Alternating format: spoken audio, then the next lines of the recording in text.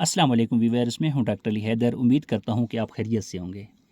तो व्यूअर्स, आज हमारा टॉपिक है राइजिक इंजेक्शन 40 मिलीग्राम के बारे में।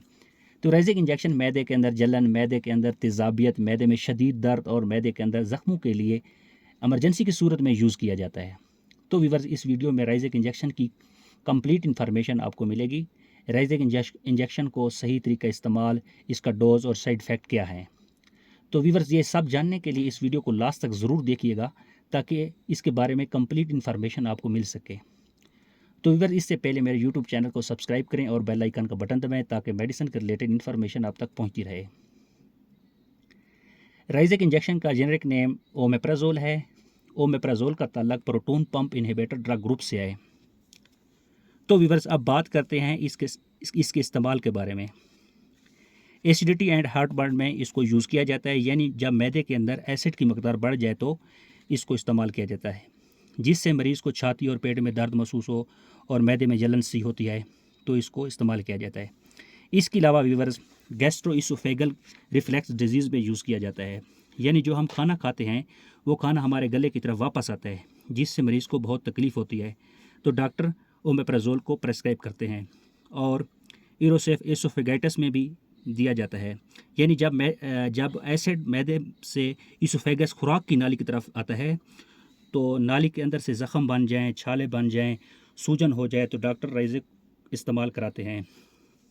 इसके बाद ड्यूडिनल अल्सर में भी दिया जाता है, यानी छोटी आंत में छाले और ज़ख़म हो जाएं तो यूज़ कराया जाता है, जिससे एसिड का लेवल कम हो जाता है और जिसकी वजह से छाले और ज़ख़म वगैरह ठीक हो जाते हैं। इसके अलावा व्यूअर्स, ज़ोलिंजर एलिसन सिंड्रोम में भी यूज़ किया जाता है। इसका मतलब ये है कि जो हमारा पैंक्रियाज लबलबा है, अगर इसमें कोई प्रॉब्लम हो जिसकी वजह से मैदे में एसिड का बहुत ही ज़्यादा एक्सक्रीशन होता हो तो डॉक्टर इंजेक्शन राइजिक यूज़ कराते हैं। और गैस्ट्रिक अल्सर में भी यूज़ किया जाता है, यानी मैदे के अंदर ज़ख़म बन जाते हैं तो राइजिक इंजेक्शन डॉक्टर प्रेस्क्राइब करते हैं, तो इससे मरीज़ ठीक हो जाता है। एच पिलोरी में भी इस्तेमाल किया जाता है।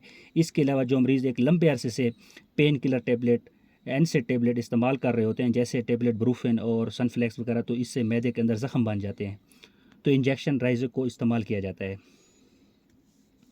अब बात करते हैं इसके साइड इफ़ेक्ट के बारे में। कोई भी मेडिसिन के इस्तेमाल करने से इसके साइड इफ़ेक्ट होते हैं। मेडिसिन को अपने डॉक्टर के मशवरे के मुताबिक इस्तेमाल करनी चाहिए। इसके कॉमन से साइड इफ़ेक्ट हैं, नोज़िया एंड वोमिटिंग हो सकती है, हेडेक हो सकती है, डायरिया हो सकता है, एब्डोमेन पेन हो सकता है। व्यूअर्स, अब बात करते हैं इसकी डोज़ के बारे में। तो इसको डेली एक दिया जाता है, खाली पेट, निहार मुँह देना चाहिए। इसके अलावा व्यूअर्स, इससे बहुत ज़्यादा फ़ायदा होता है। तो व्यूअर्स, मैं उम्मीद करता हूँ कि इन्फॉर्मेशन अच्छी लगी होगी। चैनल को सब्सक्राइब करें और बेल आइकन का बटन दबाएं। मिलते हैं नेक्स्ट वीडियो के साथ। अल्लाह हाफ़िज़।